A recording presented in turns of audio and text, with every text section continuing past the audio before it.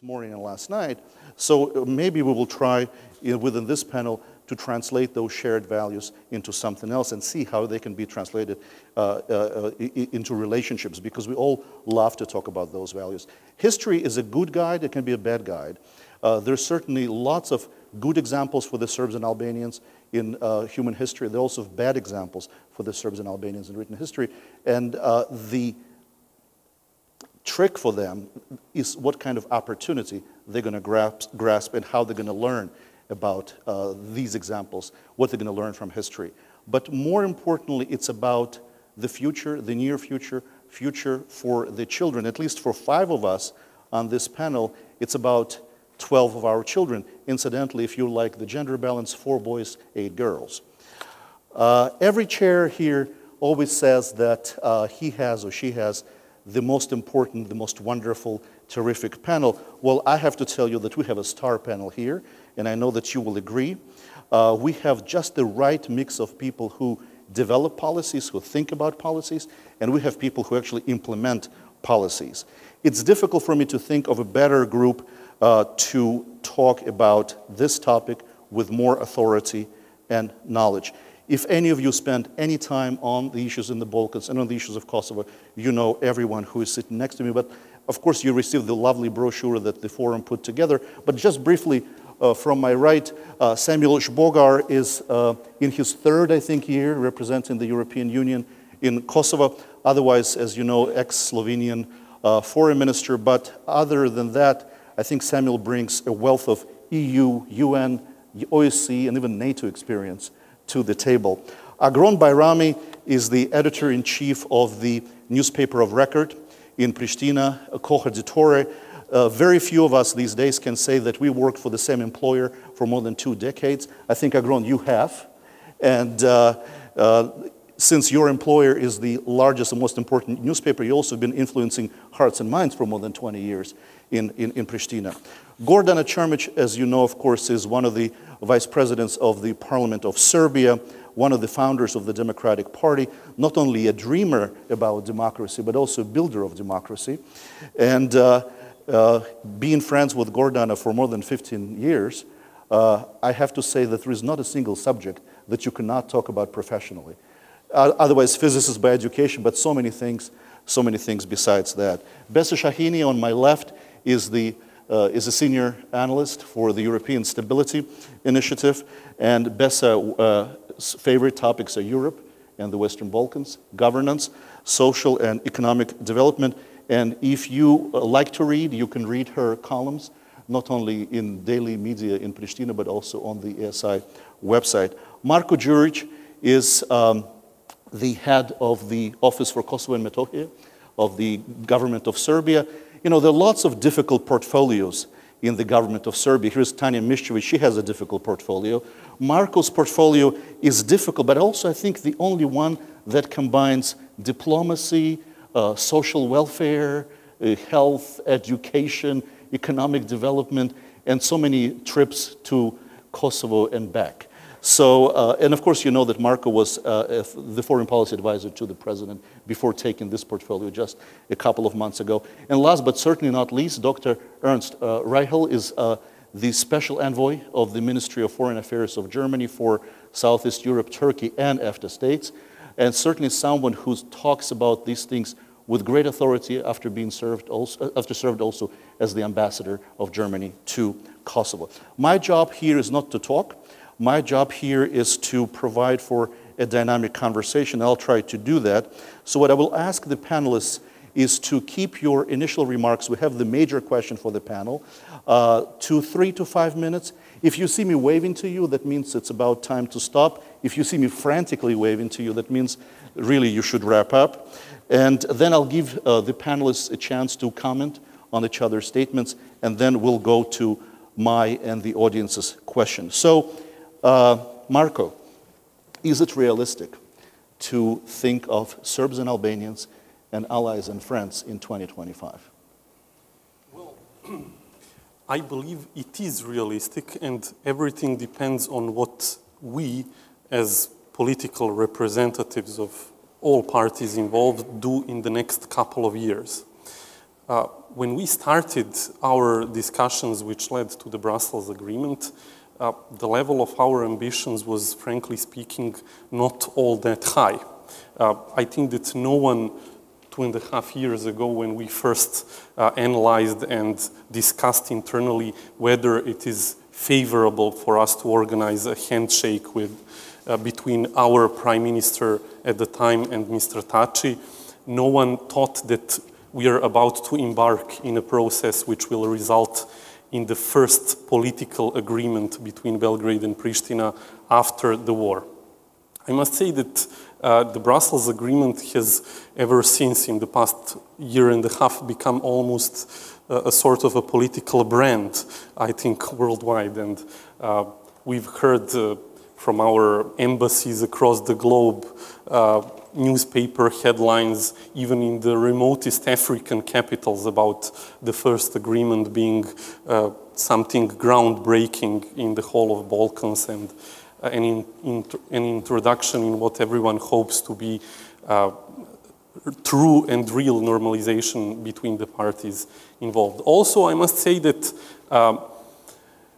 the term constructive ambiguity has become, since this agreement, I think, a sort of a role model for some of the problems we have in other places in the world. And I can say that many of us were surprised to receive questions on how we did things from countries which suffer from similar, in whatever way, problems and issues like we are facing now, or we have been facing in the previous period. So clearly, a lot has been achieved politically in the past year and a half, but I believe that at the moment we need to set our goals even higher. Since the last meeting at the prime ministerial level, which happened in March, the government of Serbia has conducted a number of activities even without the process of dialogue being active at the highest political level. Of course, there were discussions at the level of working groups, but we tried to work on the implementation of many elements of the Brussels Agreement and even further this trend of normalization. In that sense, I want to say that the government of Serbia has undertaken a step which is in its importance maybe measurable even to the first agreement itself, and is often not spoken about in diplomatic circles or in public enough, and that is the fact that we have encouraged the Serbian community in Kosovo and Metohija to participate in parliamentary elections. This is the first time since the unilateral declaration of independence in 2008, and it is the first time practically since the war that Serbs are massively participating in elections with government encouragement. This is, I think, a huge step forward, which on one side gives the Serbian community an opportunity to directly influence the policies of the government. And we are, by the way, now encouraging in this interim period in which there is no new government in place, we are encouraging Serbian MPs to participate in the election of the new government, and we will encourage the Serbian community to participate in the new government. So I believe that this is definitely as much as important as the first Brussels Agreement was in itself. The participation of Serbs in this government will bring the opportunity to these representatives to work on resolving practical issues that are actually plaguing at the moment the Serbian community, and all of this will serve the purpose to diffuse the tensions as much as possible. At the same time, we have also undertaken a number of steps and measures to implement the existing elements of the Brussels Agreement, such as, and I will try to be very brief before my microphone is turned off. So we have adopted a decree on land cadastre which enables full implementation of the agreement on cadastre. We have adopted amendments of law on higher education which enable solutions of issue of recognition of university diplomas. We have accepted the construction of new IBM crossing points in line with the technical agreement that has been reached in this area. We have initiated a meeting of ministers at the ministerial level here in Belgrade, which will happen until the end of October in the framework of SECP. We have enabled the use of ID cards at a further number of IBM crossings. We have adopted an action plan in the sphere of energy, action plan in the sphere of telecommunications. We have supported chambers of commerce in reaching further agreements, and all of this that I'm telling you now, we have done since the last meeting of the prime ministers. That means without dialogue on the highest political levels. These are our gestures. We have encouraged the chambers of commerce even to open a liaison office in Pristina. Kosovo Chamber of Commerce will open a liaison office in Belgrade very soon. Our liaison office of the Chamber of Commerce is starting to work in less than 2 weeks. We have continued cooperation with EULEX despite very serious difficulties and differences. And we have resumed and ended the implementation of the agreement on the police. Now, I cannot resist but say that at this point, I believe that we could have achieved even greater progress if we had a partner in Pristina capable of doing some steps of their own in the period in which elections and everything that's happening after the elections has been going on. And I think that when it comes to normalization, deeds speak better than 1,000 words.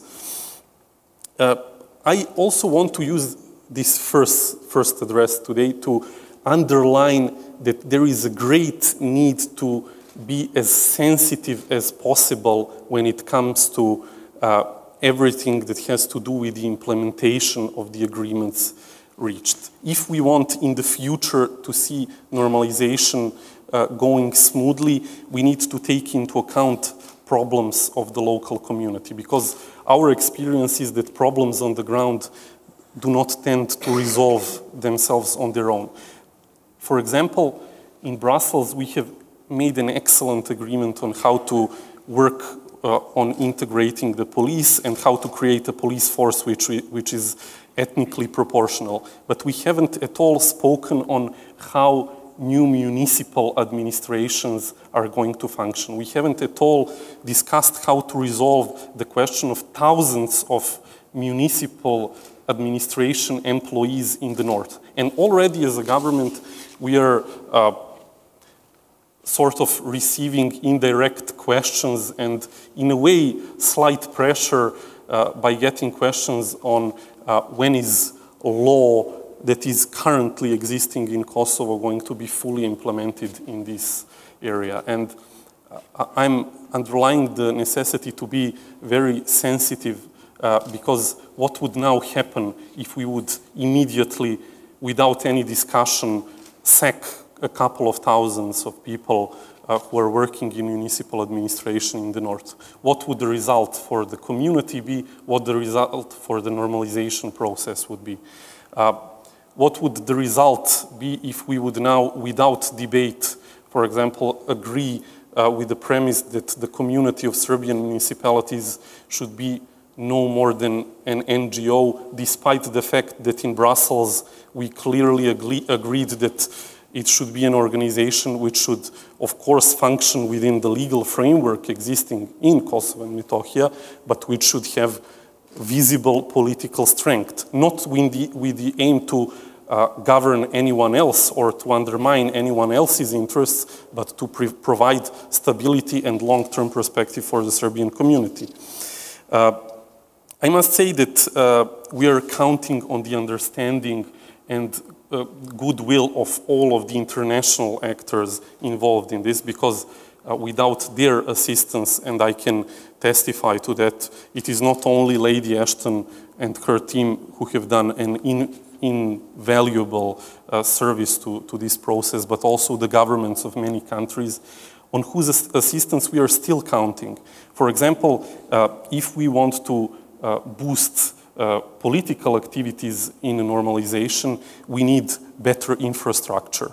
We need support from the EU. We need support from such big and economically strong, but also politically committed countries such as Germany and others who are present in the region to help the infrastructure to be improved and connections between people improved. And in this sense, I want to underline that the government of Serbia is fully committed to de-bureaucratizing the daily life of ordinary people in Kosovo. Sovereignty and territorial integrity of any party is not proven by register plates or by any paper documents. It's a much bigger discussion, and we need to let the people circulate freely. And in the end, wrapping this up, I want to say that we want to be ambitious. There are so many things that we cannot resolve without dealing with each other. And despite the fact that we don't agree on the status question, and we will probably continue to disagree on this for a number of maybe decades, no one can predict, but we need to agree that institutions can function and communicate normally. We need to focus on the positive aspects of our history, and there are such many positive examples in our mutual history. And I believe that if we set our aims high, until 2020, we will be looking for an entirely different relation between Belgrade and Pristina and Serbs and Albanians in general. So thank you for the time being. Thank you very much, Marko. I think that's something that you said, maybe not in passing, but right at the very beginning of your remarks, and that is wholehearted encouragement by the Serbian government of the Serb participation in the institutions in Kosovo is a very good start to that. Council for Inclusive Governance, inclusive is the key word, not the council.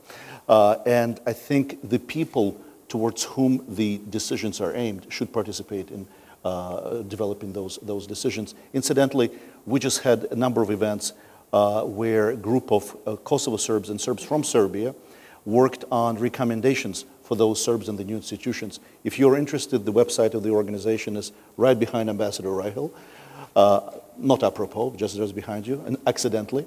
So if you're interested, the document is there. It's 2 pages. It's a good read. Besa, relations between countries, relations between entities, states, whatever you call them, but also there's relations between societies. So you have your next 3 to 5 minutes, and we're eager to hear from you. Thank you very much. I'd like to just briefly say that when it comes to allies, whether Kosovo and Serbia will become one day allies, while Kosovo is still a part of the Serbian constitution, I think that will be, just legally difficult. You cannot sort of have 2 countries become allies if one considers the other to be a part of itself. So in that sense, I think it will be difficult. But to address some of the points that Mr. Đurić just mentioned before, in terms of the dialogue, yes, the dialogue happened. I think that's very good. It produced an agreement, but I'm not so optimistic as to the implementation of this agreement. I have spent the last year observing elections in Kosovo. One of the points in the agreements was to organize elections in all of Kosovo, including the Serbian majority municipalities. And I have been an observer in all of the local elections. I've been an observer in the national election. And what I saw in the field is, a terrible confusion. People are confused. They don't know if they're voting under the Kosovo laws. They don't know who they're voting for. There is a party, Srpska Lista, that ran with the promise that if you vote for us, during the election campaign, if you vote for us, you, Serbs of Kosovo, will not have to cooperate, will not have to deal with Pristina so much, which is both counterproductive and misleading, and it's not true. You know, Serbs in Kosovo will have to work with Pristina, and that is clear. The association of municipalities is another bit. So there are 6 points in the agreement that deal with the association of municipalities. Kosovo law does not allow for intermediary level of government. You have municipalities and you have the national government. It is very difficult to implement some of these points. What I found it very troubling was just how positive the reports were and how quick everyone was to judge that the implementation is going really, really well. You know, the EU observer mission observed the elections as going very well. And there's a lot of people who lauded that, you know, everyone did their bit. Even Pristina said, you know, this is great. Now we have finally sort of spread our authority all the way to the north. And I was wondering why this is, because it doesn't help if we don't have an honest conversation about what's happening. We cannot actually be able to implement something if we don't talk about where we are, right, and where the situation is. I think it has something to do with the elections with the European elections for the European Parliament. There was a rush. We needed to show, or Brussels needed to show that there is an agreement in place, there is a policy to be left behind and to be followed by those who come after Madam Ashton and the new Commission. But this, in principle, I don't think it's very helpful, because we need to, you know, have an honest conversation about where we are. What concerns me is that the dialogue and the agreement is happening in a very unequal setting. You know, Serbia has now received an opening for EU accession, and even though for the next 5 years there's no accessions, it doesn't matter, the process will continue. There is a clear process and a clear path. Kosovo, on the other hand, is in a difficult situation because there's 5 EU member states that haven't recognized it, and unless there is a change in the European Treaty, Kosovo will not have a normal European process. So here is a dialogue and an agreement trying to be implemented between 2 unequal sides. But, you know, I've underlined sort of the grim parts. I think there's an opening, there's an opportunity. There is a change in government there's a change in the parliament, in the European Parliament, and we have a new commission, we have a new foreign policy chief. And I think this is a moment where we can actually really look at where we are, have an honest conversation about it. If the agreement cannot be implemented, let's see what can be implemented. If it can be implemented, let's do it. You know, the conversations we had last year here during the sessions on Kosovo and Serbia, people raised some of the same questions. You know, what to do with all the jobs in the public sector that are currently being paid by Serbia will have to be transferred to Kosovo. And these are actual real problems of the people who actually today live in Kosovo and don't know what the future holds for them. And if a year has passed and we haven't dealt with these, we should really have, you know, look at what we're doing and who needs to do more. So we need to look at the agreement again, I believe. And I think we don't need to rush anymore. We have time, and now we should really have a proper debate, an honest debate, and discuss this. The second thing that can happen now, again, considering that the rush has been taken out of it, is find a creative way to really include Kosovo in the process of EU integration. It has to be a real process. Otherwise, this inequality makes the implementation of the agreement extremely difficult. And I think the third thing that must happen as soon as there is a government in Kosovo, there needs to be an honest and a good dialogue between Pristina and the Kosovo Serbs. I'm not sure that it happened so much so far, but 15 years has passed since the war, and I think it's now time that the sides sit together and really find solutions for the people who today live in Kosovo in a way that actually works for everyone. So, I mean, I'll stop here. These are my initial remarks. I don't want to go over the 5 minutes. I cannot agree more with you on the last point. I think we all have been witness to how much of an incentive the clear European promise for Serbia was to start resolving very fast these very difficult issues. I'm not under illusion that these are easy issues, extremely difficult, very painful, emotionally, politically, economically, any way you want to look at them. Serbia has this incentive. I think I don't know how, but for Kosovo to get this clear incentive would make the process much easier. But anyway, Gordana, there is a word in English that has been used and abused in these kind of gatherings and by NGO activists. It's reconciliation. And I know that you are not one of those abusers. Could you bring purity and dignity to this word and tell us what is your vision in 2025 between these two groups of people? Politics is all about people. That's something what I deeply believe in, and I can prove that it's true because it is about the people when it delivers disasters, catastrophes, clashes, deaths, crimes, but also about the people when it delivers progress and better life for each of us living in some society where you have some kind of politics.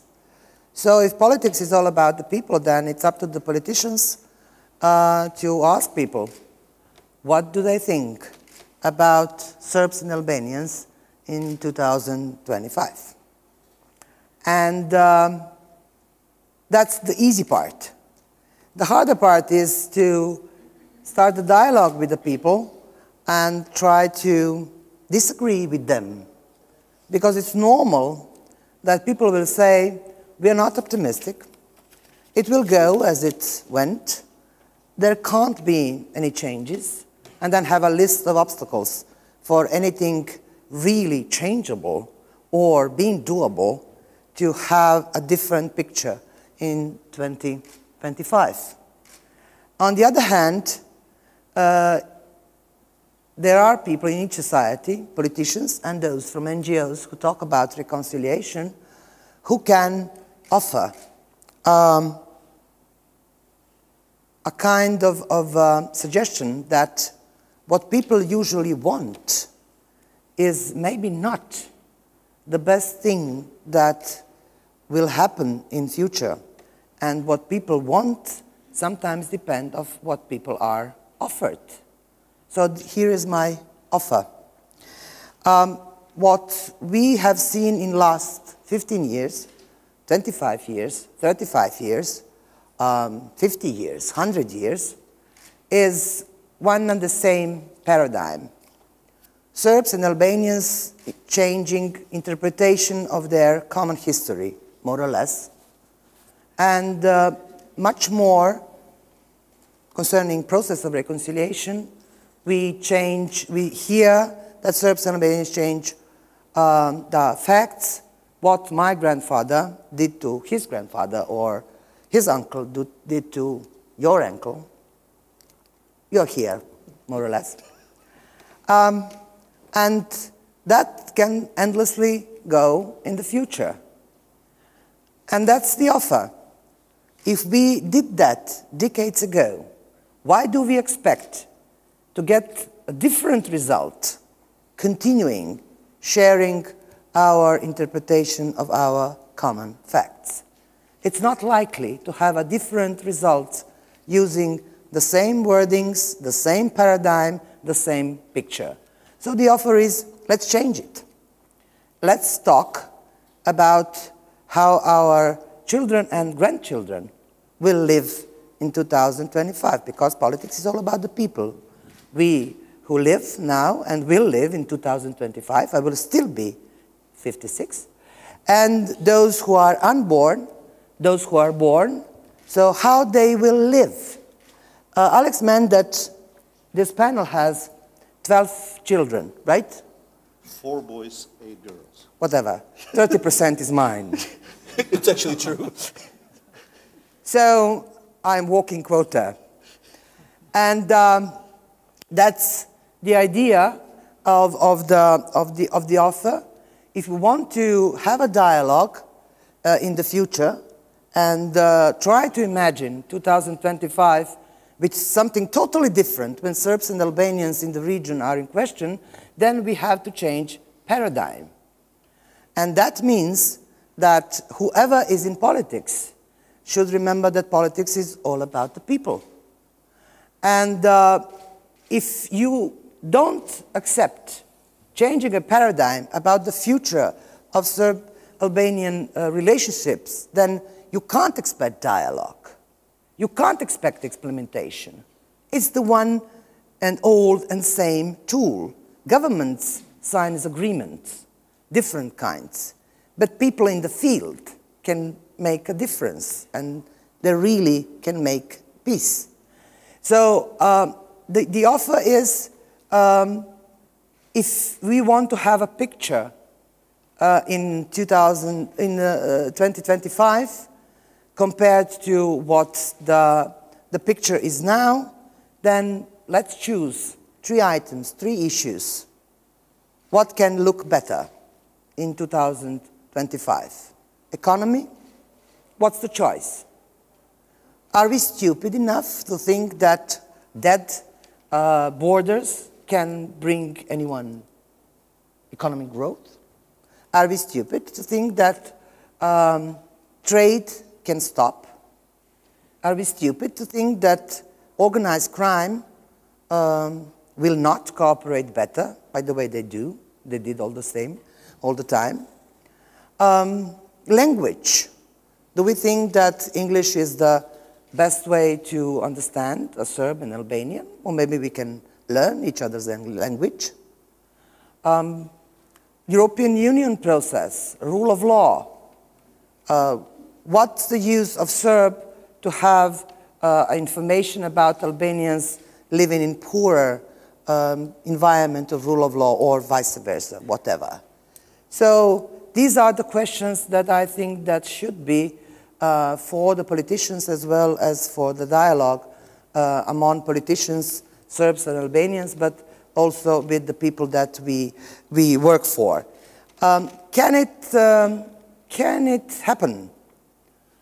Well, if you look at the history of politics, it always did. If you can imagine 1905 or 1908, and one woman saying that a woman should have a right to vote, then you can imagine that a lot of people around laughed. Some people arrested some women and even killed. But we are voting now. I don't want to imagine planet without the woman back in 1905 or 1910 saying, I want to vote, I want to have my women's rights. And that's politics.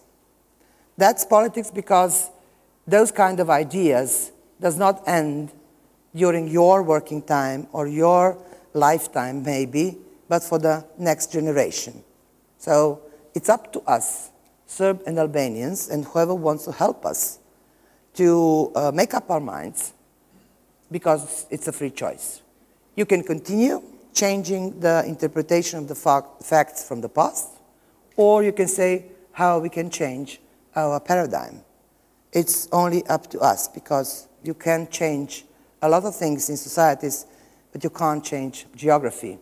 And we live in a beautiful part of Europe, and we can, I think, until 2025, make a good life for Serb, Albanian, or whoever is living here, if we decide not to make it on expense of each other, but in cooperation among everyone living in the region.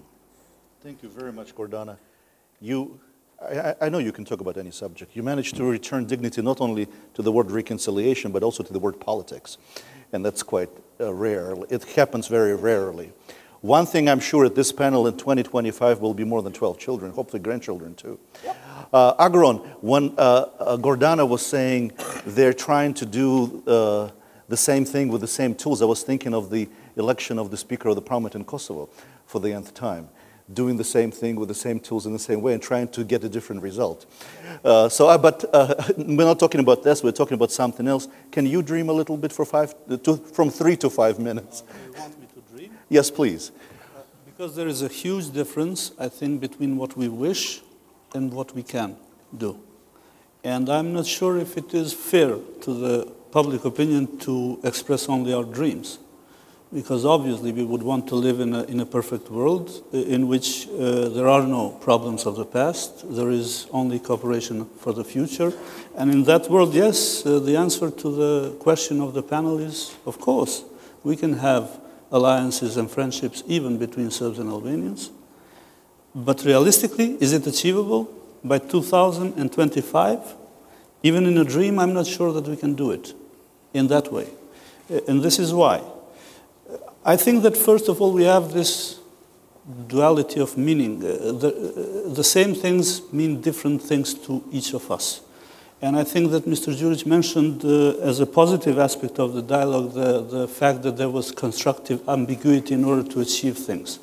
That functions for certain things and to a certain extent. But if we want to talk about achieving great success, I think ambiguity doesn't help. I think clarity is needed. That is one thing. The other thing is time. I was thinking when I was asked to come and talk here with all of you, I was thinking when I read first the title of the panel, what can we do in 11 years? Because it will be in 11 years that we are going to get to 2025. And then I was thinking what we have done in the past 11 years. We achieved obviously a lot, but what does that mean in terms of the second part of the sentence of the panel, which is, can we achieve friendship and alliance? I think 11 years is not that much time. We have seen, I mean, you referred to the current situation in Kosovo about the government after the elections, and I don't want to dwell into that issue because it would take another panel. But I think that we have seen that a year passes quickly, rather quickly. And sometimes you don't achieve anything within 1 year.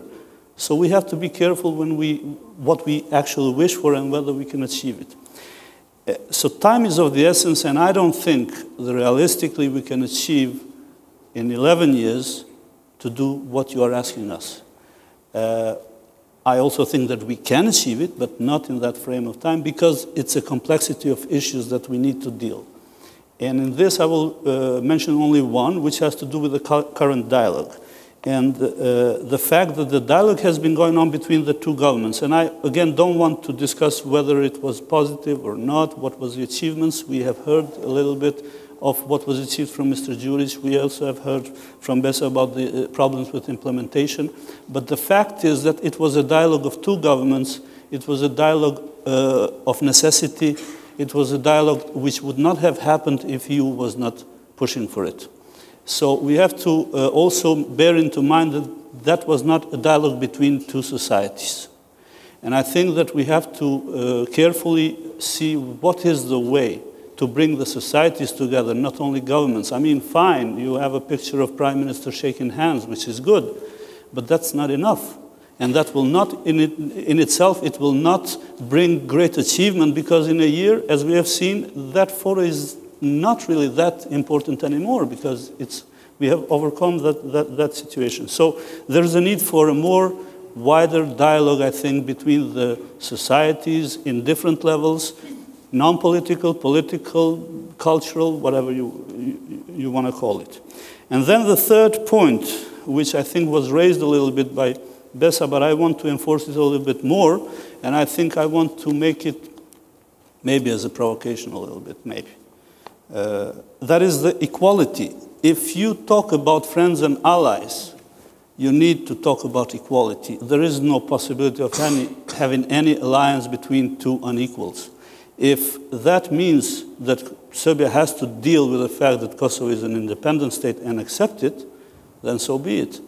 I'm aware that today we can hear the government here saying we are never going to recognize Kosovo, but this is the fact. If we want to achieve that point in time where we could be saying we can be allies and friends, we have to overcome that problem, that issue which is there, which is the elephant in the room, if you will, for Belgrade government. It is also something that cannot be undone and will not be undone by Kosovo government as well. So I think for me, what I wish for is a little bit more different from the reality of what we can achieve, but that doesn't mean that we shouldn't try to do it. And it helps that you have people from both sides talking about it as something very natural, that we want to do it. Now, the rest of the time should be spent into trying to find a way to do it in order to address all these issues. And I don't think it will help if we say, well, we have to do it by 2025, but there should be some pressure towards the governments in order to make things more functional than it was the case until now with the current dialogue. Thank you, everyone. 2025 sounds too far, but then some people are dreaming about European membership in 2018 or 2019. So, you know, the dates sometimes are misleading. Let's widen the conversation, widen the circle, and bring one of the neighbors of the region, Germany, an important country. Does Germany have a plan or an opinion or a dream about the Serb-Albanian relationship? Ambassador Reichel. I think, yes, we have a dream, and the dream is not only the German dream, but the dream of the European Union as a whole, and that is to have a region which belongs to Europe and which is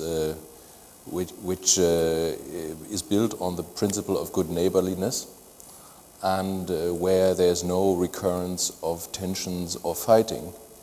But maybe I can address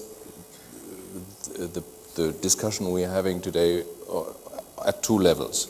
The first level is international politics and Serbia's EU approximation.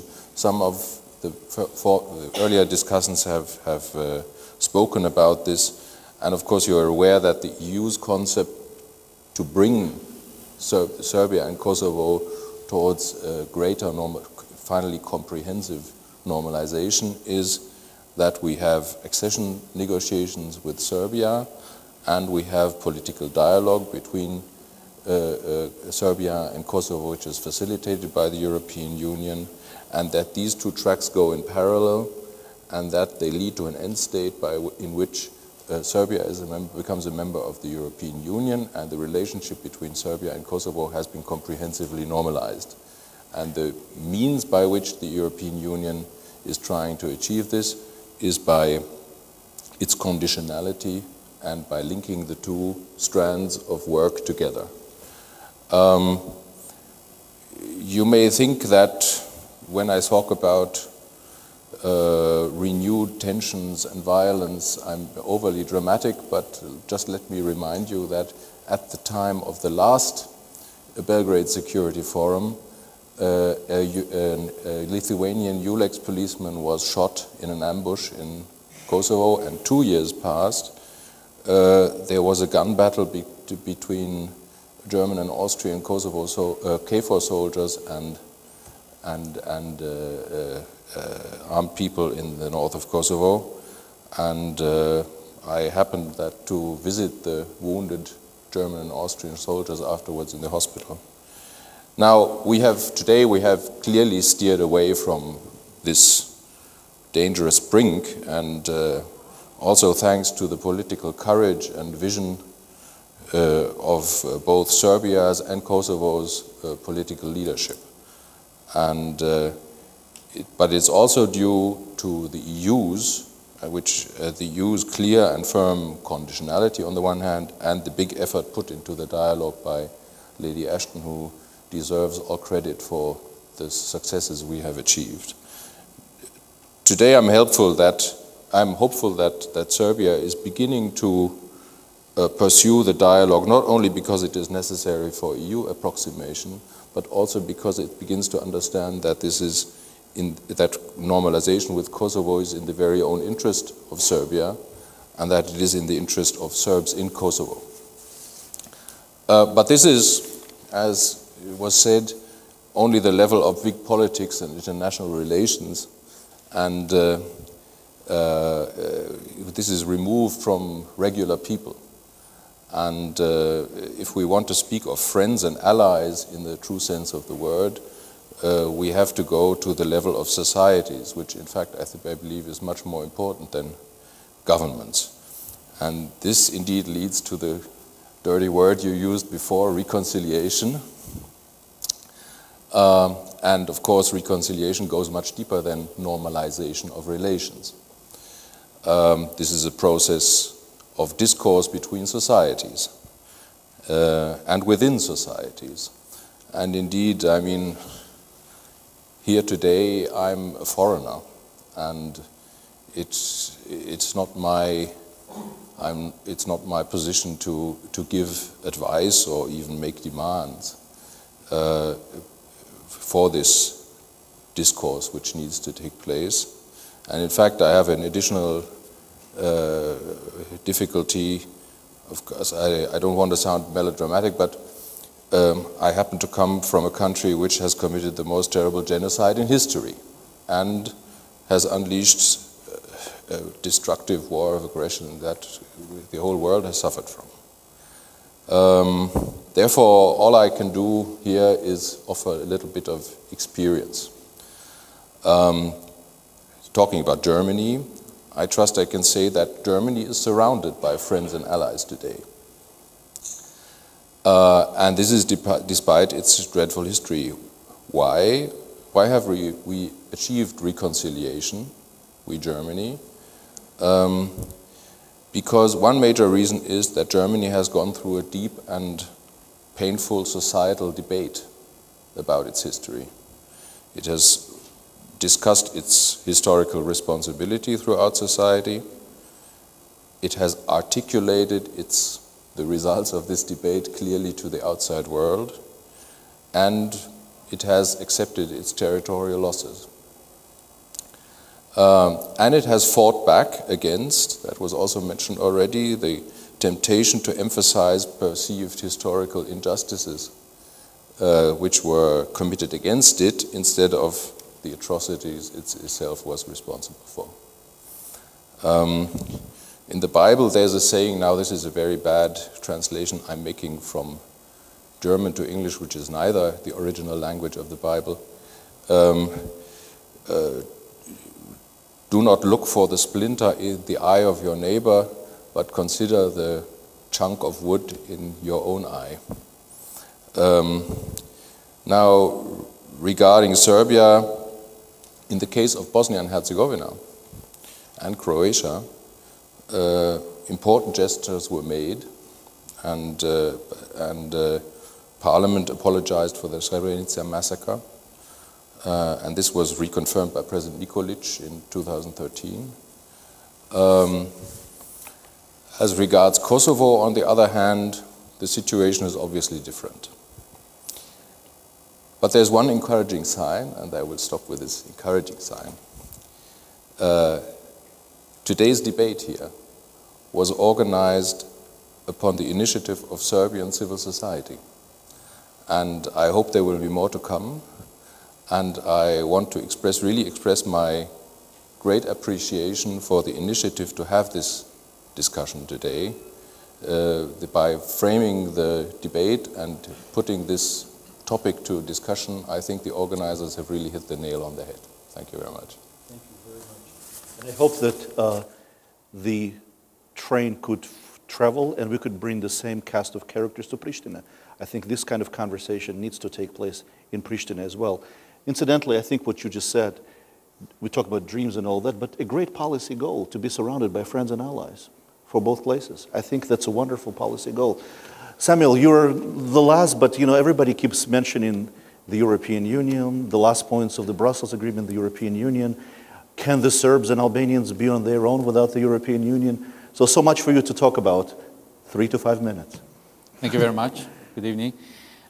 First, I want to share the dream of Ernst, the dream of European future for the region and for Serbia and for Kosovo. I don't think it's a dream. I think it's a reality in the making. As much as Goran has said before, how women's rights were a dream at one point, it became a reality, and somebody cannot imagine how come it was not before. And that's why I think it's important for us to remind ourselves where we started. And HR High Representative very often reminds ourselves, and I think Marko reminded us as well, how difficult it was to shake hands at the first meeting, the dilemma whether to take photo or not take photo. And then it ended with a very cordial exchange of views at the Munich conference at the beginning of this year. So I think this is the change in relationship, but there's also a change in the in the agreements that are in the place. So what is, and that's only 2 years. I think it's in October, it's when it started.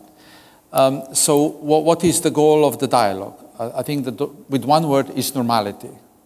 Maybe, friends and allies, that's maybe too emotionally powerful word, but normality is something I think that's pretty much the end goal of this dialogue. Normality between Kosovo and Serbia, normality between Serbs and Albanians, normality of Serbia with the EU and Kosovo with the EU, normality within Kosovo itself. I think that's all what the dialogue is about, and that's what the dialogue enables to happen. The April agreement is the start of the process. As Prime Minister said this morning, a marathon. He was speaking about Serbia and the marathon process that it will have to go through. And I just ran a marathon in Berlin. So this is a marathon, and it started with the April agreement. It's the start of the process of normalization of relations, where neighbors will be neighbors, as you said, and when the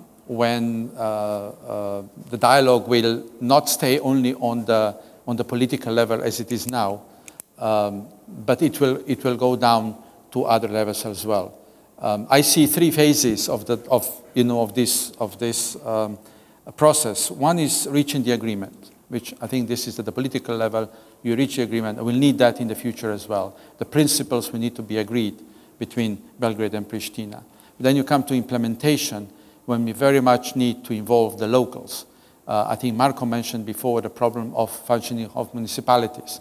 And we see now that the locals, meaning the mayors, are engaging now with Ministry of Finance about their budget that they have to present. I think these days is the deadline. So the members of the parliament from Srpska, or Serbian member of the parliament, they will have to engage with whoever is going to form the new government about the conditions and the coalition agreement of the new government. So that brings the dialogue, within Kosovo on the local level. I think that's very much needed, much more in the next phases when we go through other implementation as well. And then you have consolidation of the dialogue, where I think Agro mentioned before that you have to then bring civil society, media, parliamentarians, businesses, of course. I think somebody mentioned businesses, which is very interested to cooperate. That's the only way how you can sustain the long-term normality. And the dialogue is creating these conditions, the environment, the ambience for this normality. A little bit just on, I think Besa mentioned the European process of Kosovo. And of course, this has been constant question in Kosovo. Where are we going, given the reality, which is that there is no agreement within the EU about the status of Kosovo. The whole dialogue was, I'll put it from the other point. The whole dialogue was enabled because of this European process of Serbia and Kosovo. Serbia to start negotiations, Kosovo to go into SAA. And we initiated SAA, Stabilization Association Agreement, and we hope to sign it beginning or next year. So the whole process of the dialogue was enabled, was possible because of this European process. Now, during the dialogue got linked to the European process. We see with Serbia, with Chapter 35, when this is conditioned, but with Kosovo as well. In SAA, it's conditioned as well. The implementation of the dialogue, continuation of dialogue, is linked to the implementation of SAA is linked to the implementation of the dialogue. So I would turn the question around from Kosovo point of view. I would say EU took on itself to continue European process for Kosovo if we continue the dialogue, because this is linked. So I wouldn't worry that the EU would not find a way how to progress Kosovo on the European path, because we ourselves said that the dialogue and the European path are linked. Of course, it's more challenging for EU, but so far we found a way And I'm pretty sure we will find a way in the future as well. It's in our interest for Kosovo to progress, for people of Kosovo to move toward the standards of the EU, to take the ownership of the European process. I think we'll find a way. Thank you. Thank you very much. Well, I would like to give to the panelists first a chance to comment if you have any comments about anyone. So Marco, if you want to comment on any of the other remarks. Thank you very much. I think that all of the colleagues have made extremely important points on a number of important issues. I just want to say that I completely agree with the stance that we need more clarity. And in order to get more clarity on where we are, we need to make the right diagnosis of the situation, to make a good estimate of where we are. And we need to answer the question, do we want to put eternally status in front of economy, everyday life behind status? Do we want to tackle with issues such as dismantling the immense bureaucracy that is burdening people on both sides of the administrative line, as we call it? So, unlike some of my colleagues, I don't think that we should really focus on the status question, but rather focus on the questions that are much, much more important. As I mentioned, I don't believe that we can prove that we are right or wrong by constantly repeating. I could tell you the story about how the unilateral declaration of independence was contrary to not only our constitution, international law, and everything else before standards were implemented, but I'm not going to do that. I believe that we should focus on resolving everyday problems of the people, and I believe that we can achieve huge progress in the sphere of economy, because for the first time after the Brussels Agreement, we have a situation in which all of the parties involved can call for investors to come to Kosovo and Metohija. We have the north of Kosovo and Metohija, which has been politically and economically isolated for more than a decade from other parts, and for the first time now we have mayors. We will have the government in Pristina, we will have us and the international players calling for people to come and invest there. Also, we need each other to resolve the question of the property. Until the moment we resolve the question of property, we cannot count on serious, big-time investments coming practically in the key sectors of the economy in Kosovo, because as long as there are two groups of people that disagree on who owns what, that is not going to encourage investors very much. So I believe that we need to work together in fighting organized crime, which clearly has no ethnic or any other borders, and the recent assassination of our Gendarmerie member near the administrative line points out that trans-border criminal is still present, unfortunately. We need the dialogue between societies, and the government of Serbia is very much in favor of that. I believe that today's panel serves the purpose of that very well, but we all need in an institutional way to support this, because this cannot be replaced by bureaucratic meetings in Brussels, Pristina, or anywhere else.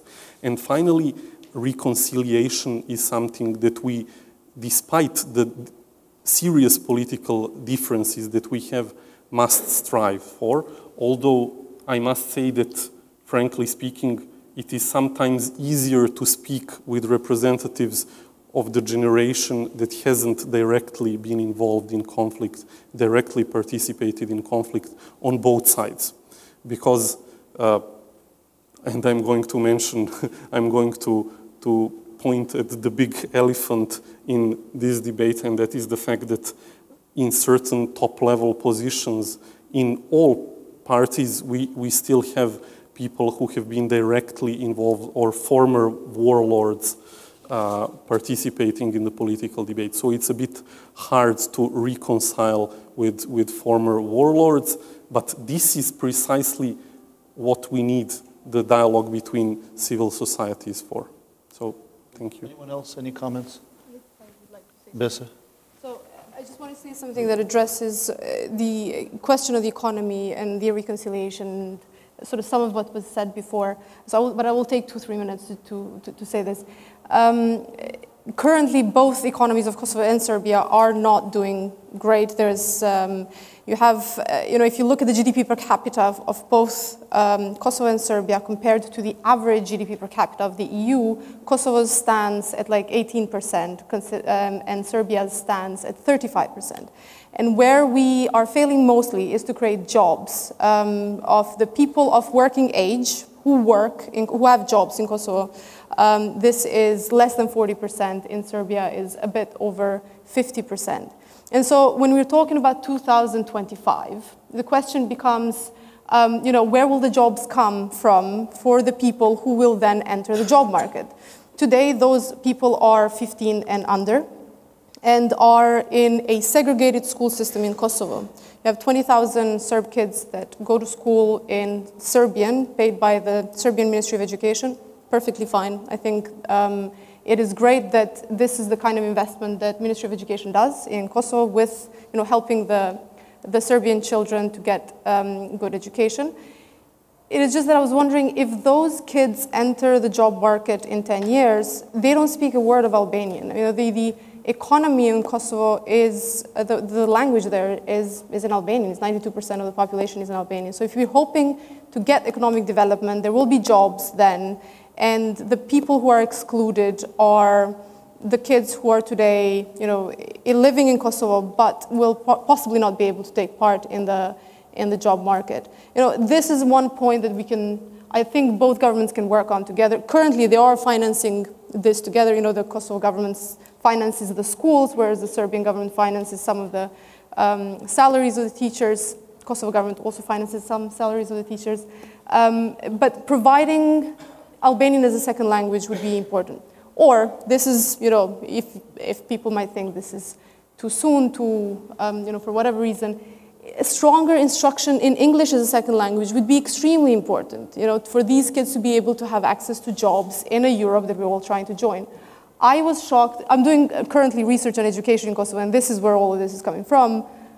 There is Russian as a second language as an instruction that is mostly taken in Serbian language education in Kosovo.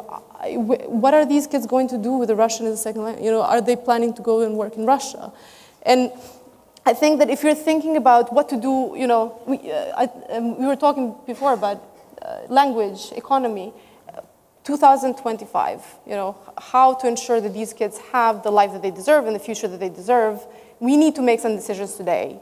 And some of them have to involve making some of these decisions together and putting money together and pulling forward a policy that will address that. I think it's very important. I was waiting. Thank you so much. I was waiting for the education to be brought in because if you talk about the future, that's exactly what produces the future.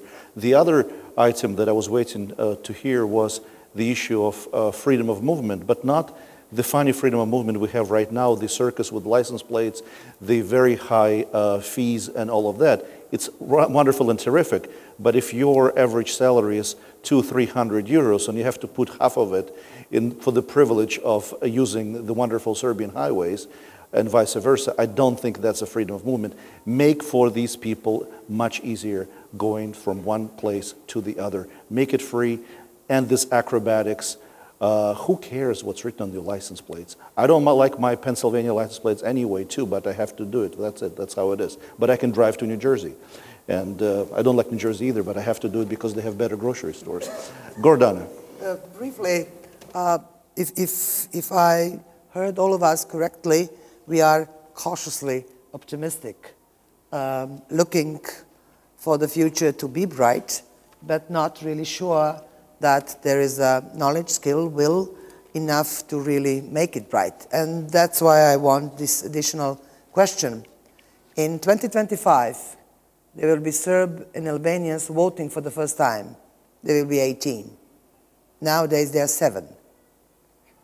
What those kids will think in 2025 has nothing to do with their own life, but what we will taught them that should happen between Serbs and Albanians.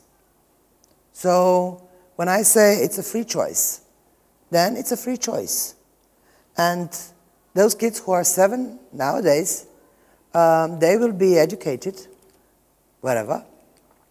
And it's up to us what kind of patterns, of facts, of interpretation of facts they will be offered so that they have an attitude in 2025. Will they have a work? I don't know. I personally think that kids who are now in universities, they are schooling themselves for the jobs that still does not exist. They will have to invent their jobs. And there is a developed world that we observers from the margin of the world see. They are inventing jobs. They are inventing future. And we say, oh, yeah, it's nice, but it's hard. Maybe we do not just fit for someone who can also invent one's future. And I think that the future of the kids who are 7 now is to be invented. If you want it to be the same, like kids that used to be 7 in 1987, fine. But I don't think that it's a good choice.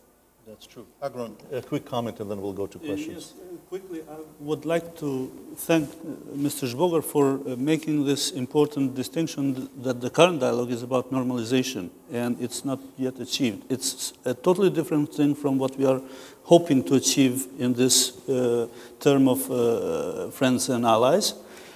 So I wouldn't rely too much on what we have done in this dialogue in order to achieve that, because it's a totally different thing.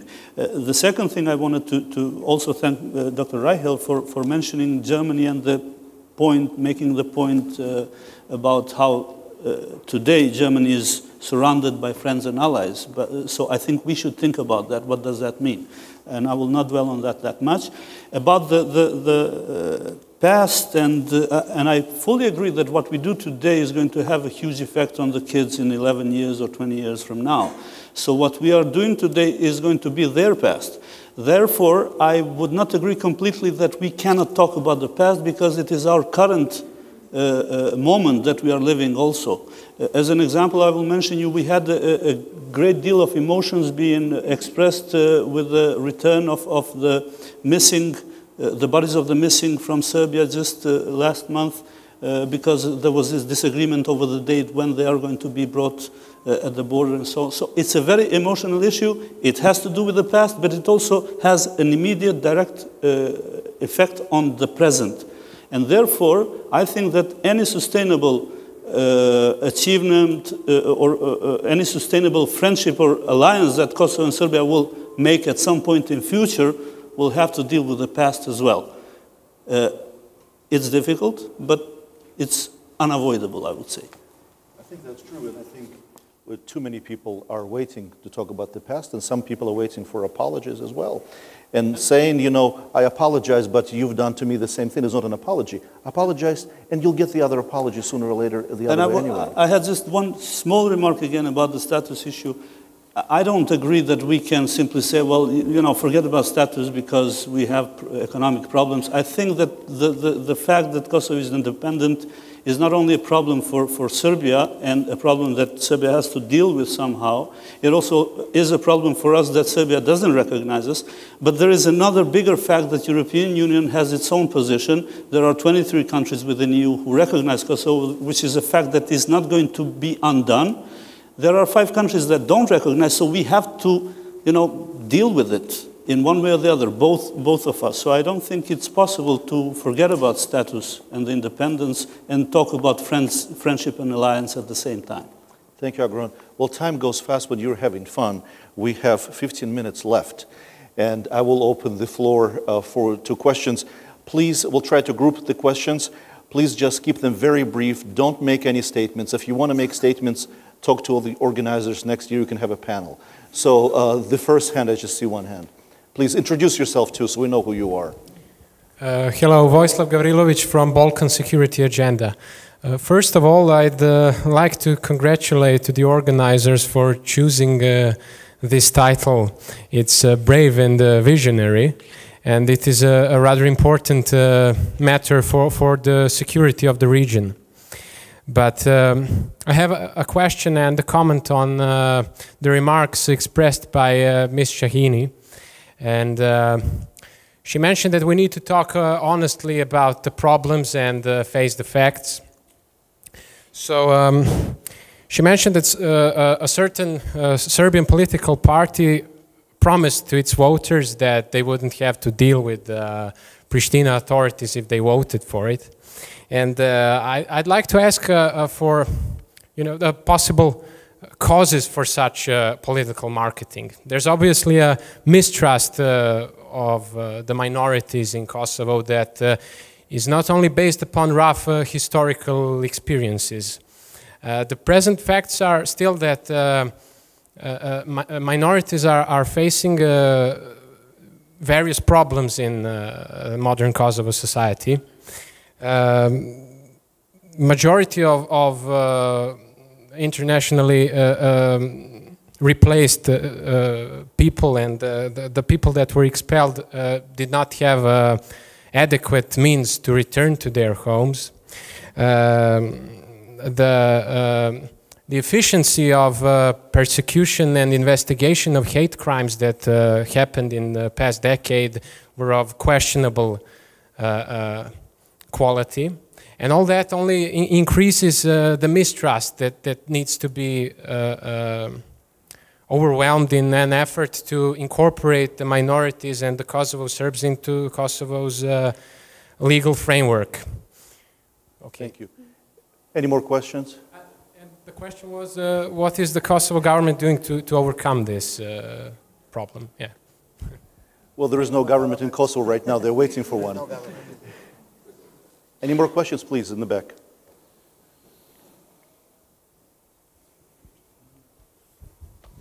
Hi, my name is Astridis Trefi from Safer World. I have a question for panelists, and that has to do with genuine interest by the political elites, governments, civil society, or our international friends. And the question is, when is next dialogue meeting going to take place in Pristina or Belgrade? And not facilitated by the EU, but supported by the EU. Thank you. Okay. One more, and then we'll deal with the group. Okay, if there are no more questions, I have a question for everyone in the panel, especially for those coming from Pristina and Belgrade. What are the common interests? Are there common interests between the two? If you can name 3, 4, 5, 1, whatever you can think of. So we'll start in the order we started. Marco, you are the first. Thank you very much. Well, just very briefly to comment on the Russian language question first. I want to say that this is precisely the example of sensitivities that we have to take into account, because for the Serbian community in Kosovo, learning Russian is not only a pragmatic thing, it's something that has to deal with culture and with heritage and good historic ties between Serbs and Russia. So, and also I'm not sure, by the way, that for Kosovo, Russian language should be written off so easily, because Russia still is a major player and will be in the future. But when it comes to the relations between the Serbian community and the institutions in Pristina, I believe that there should be direct communication. But unlike some of the theses that we heard here today and the theses that are being propagated by the Vetvendosi movement as well, I don't believe that the dialogue between Belgrade and Pristina can be replaced by dialogue between Kosovo Serbs and the institutions in Pristina, because Serbs in Kosovo view themselves as a part of Serbia, Serbian society, and so forth. I fully understand that you come from a completely different point of view, but this is precisely why we are underlying the necessity to work on practical issues and to work with this notion of constructive ambiguity. And To answer Alex's question, I believe that there are many, many common areas and fields in which we can work. Cross-border crime, cross-boundary crime, to correct myself, is just one of the questions. Nowadays, we are not facing only economically motivated crime, we are also facing religious fundamentalism. We are facing politically motivated crime constantly in this area as well. In economy, we almost cannot do anything for our communities without cooperation, and we can do a lot together in this sphere. We can also do a lot of things in the international arena, despite the fact that we have a disagreement on the status, and we have clearly demonstrated our wish to work in this direction by facilitating the participation of Kosovo in various organizations, despite the fact that we have a disagreement on this. So, I also heard that European future is sort of a shared goal. How important the clarity for Kosovo, for its European future, and the incentive of the clear European future for Serbia? Do people understand here that this is important, or people say, well, we don't recognize and that's it, and that's the end of the conversation? How important for you is to see Kosovo in Europe eventually? First of all, I think that Ambassador Reichel made a very important point here.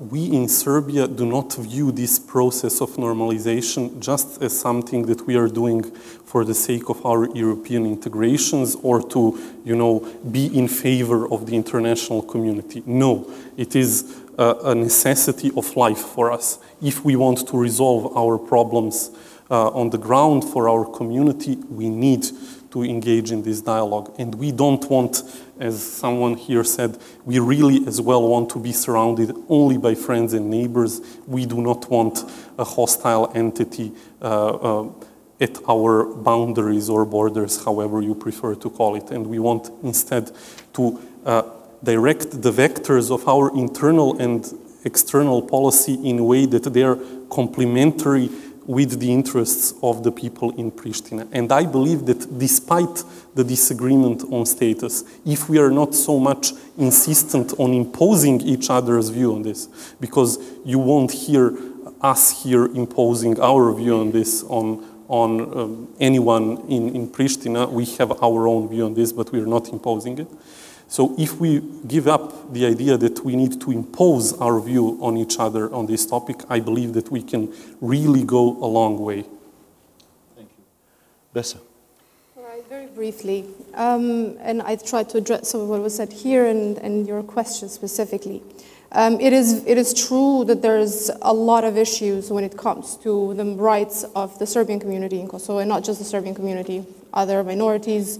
Investigations were not done properly for everyone, and I'm not just, this is not even about the war, I'm talking about all of the crimes that have happened in the last 15 years. But it is not a solution to say that there is now, Belgrade will save people who live physically in Kosovo. Most of the Serbs actually live south of Ibar River. They are physically surrounded by Albanians. It is, I think, extremely important to say quite the opposite, that there should be more conversation, that there should be more talking. The Srpska Lista, the problem that I had as I was monitoring elections was that this promise that you can create this association of municipalities that will then represent somehow Kosovo Serb interests through a very strong backing of Belgrade.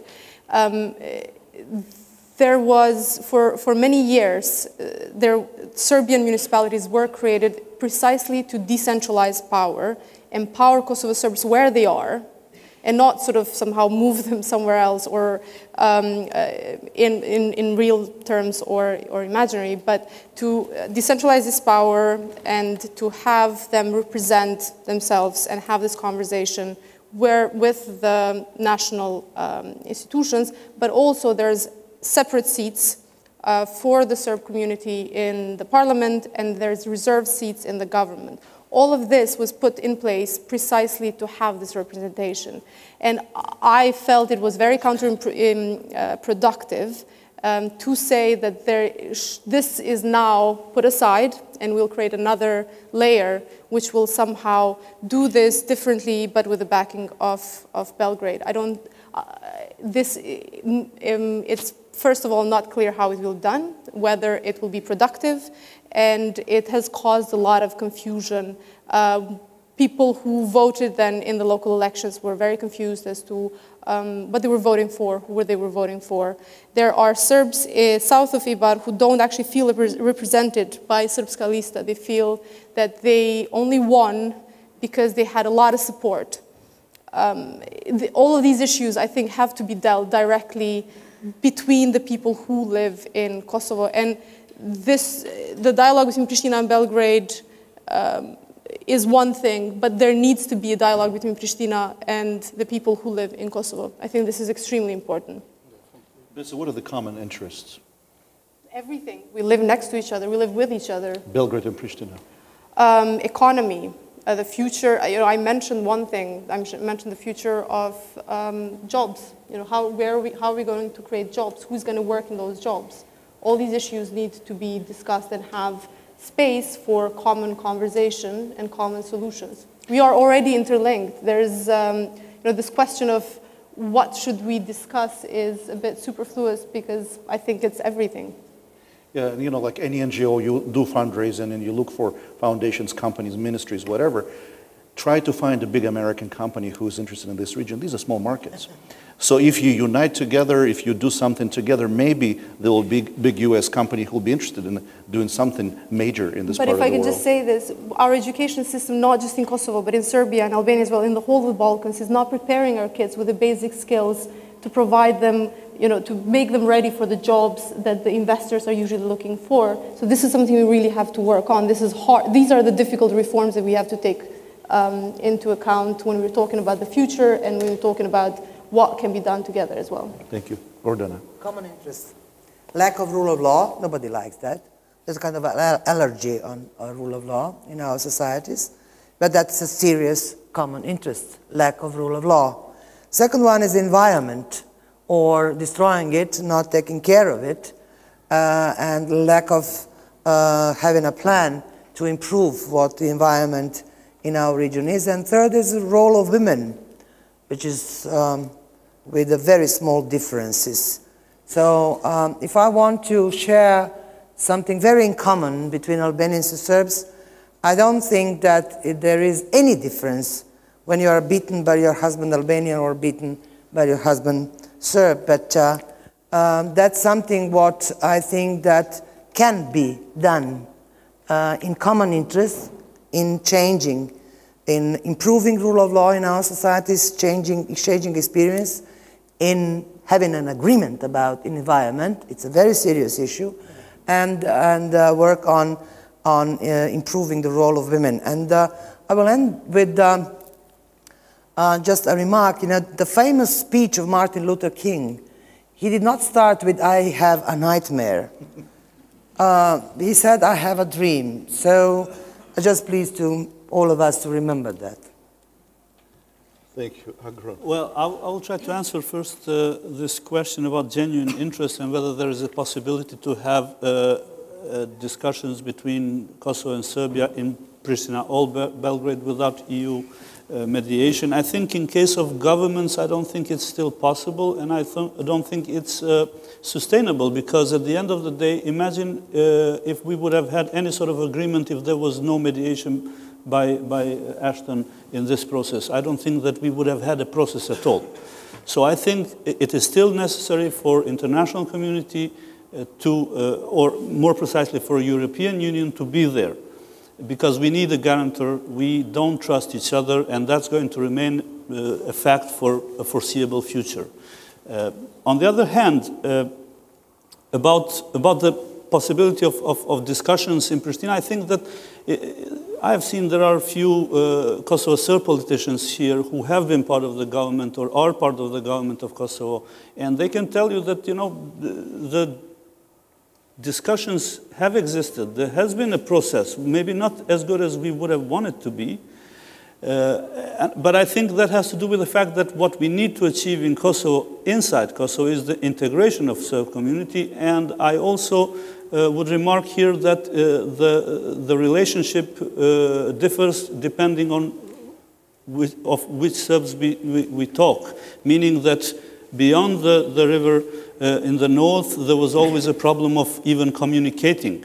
But while in the rest of Kosovo, I think that we have achieved to have some sort of communication, and there was inclusion also in the institutions from the Serbs. I therefore would say that in that regard, and here I go to the common interests, it is important for Kosovo that Belgrade plays a constructive role into helping Serbs to integrate within the society. I don't think it's helpful if you don't help, for example, a football player, a Serb football player who wants to play for a Kosovo team. And if you don't help him achieve that, because I think that people like that are always vulnerable, they are being portrayed as traitors and so on. So I think that there is a need for a constructive role from Belgrade, just like in the case of elections. And other common interests are, it's not only that Serbs live in Kosovo, there are also Albanians in Serbia. I think that Preševo Valley is there, and I'm not saying that Kosovo has a particular role to play, but the relationship between Kosovo and Serbia is, of course, going to have an effect in that, in the relation between Belgrade and the Preševo Valley Albanians. And I think, of course, the major common interest, goal, if you like, is European Union. But what is European Union? It's not only about, fulfilling these boxes, ticking them up. I think for us it's more important if we could somehow find common way of achieving the spirit of European Union values, which means democracy, rule of law as well, and other things. And in many places it is common interest because we are bordering each other. Even if we would not like to be friends at the end of the day, we will have to be neighbors. And in that regard, I think we have a common interest to achieve that sort of stability. And I agree with you. This conversation between Serbs and Albanians in Kosovo, there is conversation within the institutions. What I would like to see in that conversation, that the Serbs will stop behaving less as an ethnic party. It will start behaving more as a political party. We'll start participating in the debate that is of interest to the entire Kosovo, participating, let's say, in the debate on the electoral law, participating on the debate how the money is spent in the budget, which way the highway goes. And I think these kinds of, that kind of participation is extremely important, not just being an ethnic force and being interested in ethnic issues. Ernst Reichel. I have two additional remarks I just want to make, which came to my mind while listening to the very good interventions made. Where's the microphone? Here's the microphone. I have to help myself here. Okay, better now? So I have two remarks to add after having listened to the very good comments made. The first is the barricades in Kosovo between Albanians and Serbs have disappeared. They have disappeared wait a second. They have disappeared. The physical barricades have disappeared. They have disappeared south of the Ibar, and they have disappeared north of the Ibar, with the one exception of something euphemistically called the Peace Park, but the purpose of which is nonetheless clearly one of separation. But what hasn't disappeared, for sure, is the barricades, the invisible barricades between the communities. And I think that we have a culture of voluntary segregation between Albanians and Serbs in Kosovo. There was a poll conducted by the UN, I think some 2 or 3 years ago, which I found striking, where people were asked whether they could imagine to live in the same street as someone from the other ethnic group, whether they could imagine working in the same firm as someone from the ethnic group, whether they could imagine having friends from the other group, and finally whether they could imagine to intermarry. Now the results were kind of, in general terms, and I don't recall the exact figures, but the results were that generally Albanians were by 10% maybe more prone to mingle with Serbs than the other way around. And that, say, for working in the same firm, there was a figure of, say, 35% Albanians willing to have a Serb in the same enterprise, 25 on the Serbian side, and so on, all down. Same street was also fairly okay in this framework.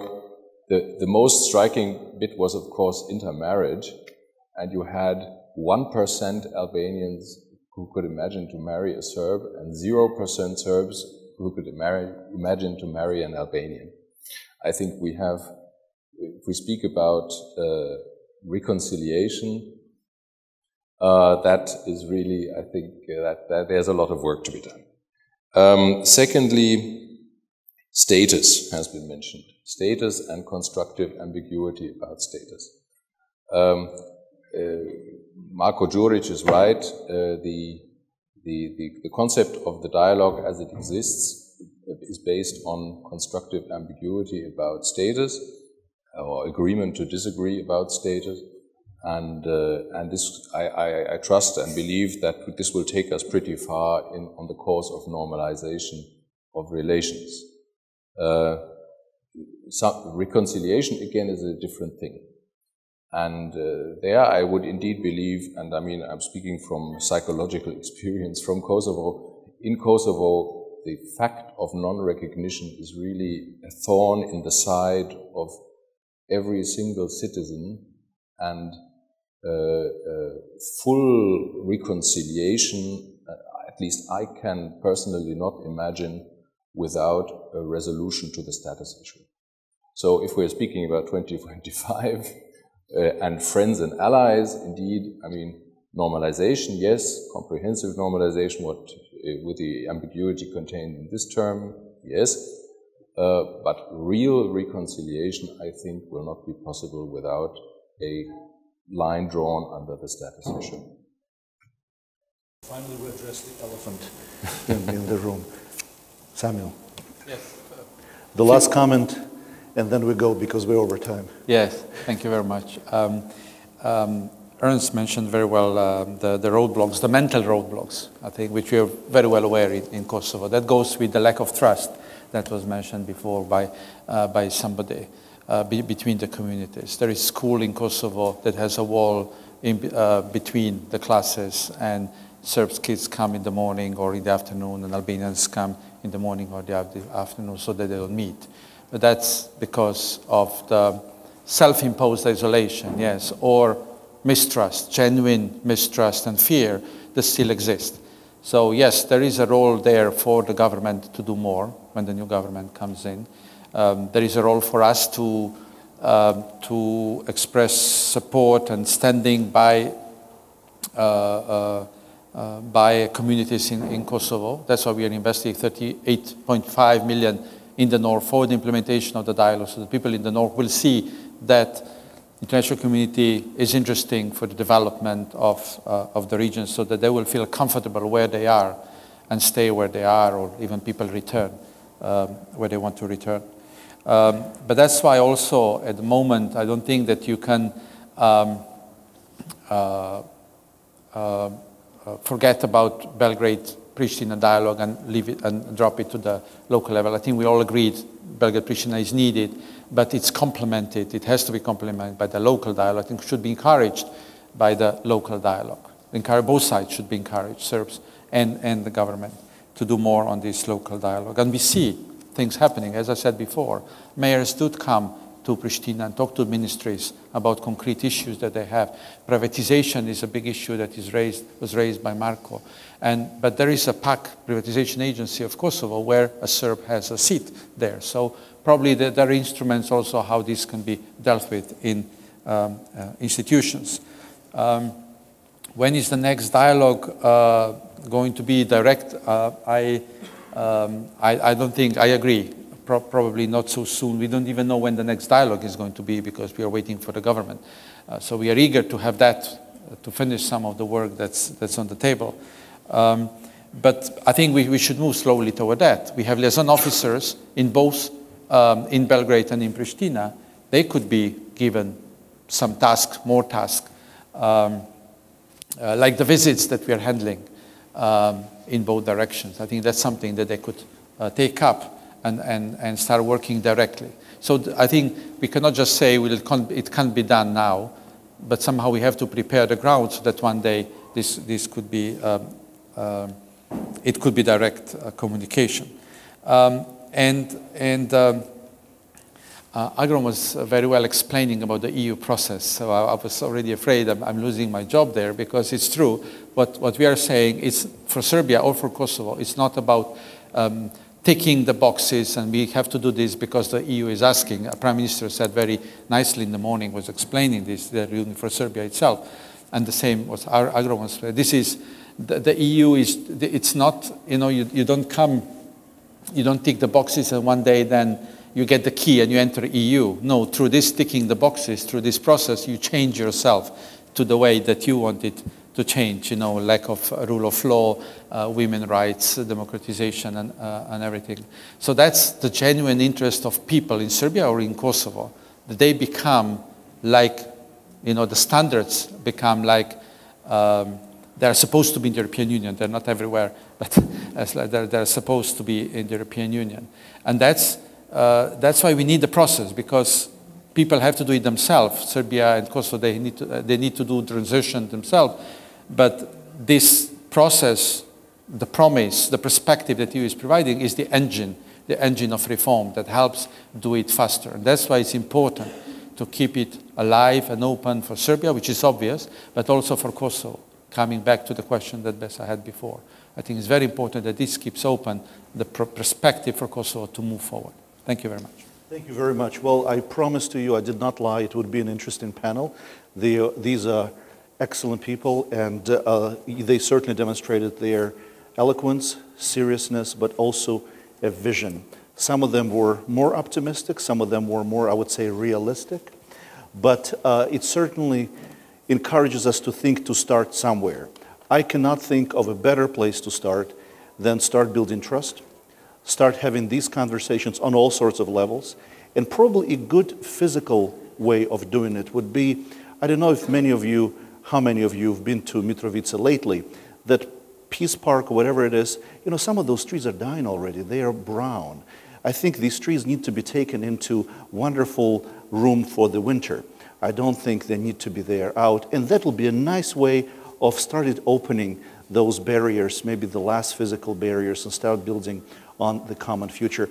I would like to thank all my panelists, and we are running over time, 15 minutes, and I think it's a perfect sign that the three of you have to start working on BSF number 5. So thank you very much.